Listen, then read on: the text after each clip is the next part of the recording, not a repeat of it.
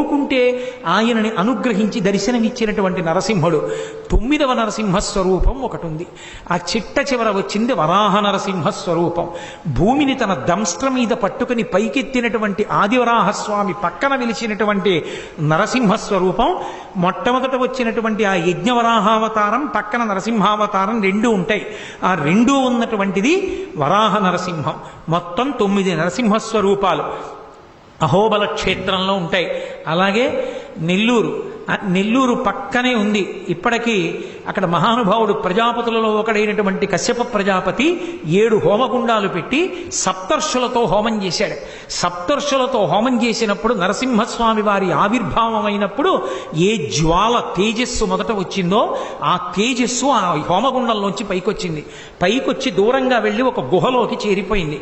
ఆ గుహలోకి వెళ్ళి కశ్యప ప్రజాపతి చూస్తే యోగ నరసింహస్వామి కనిపించారు.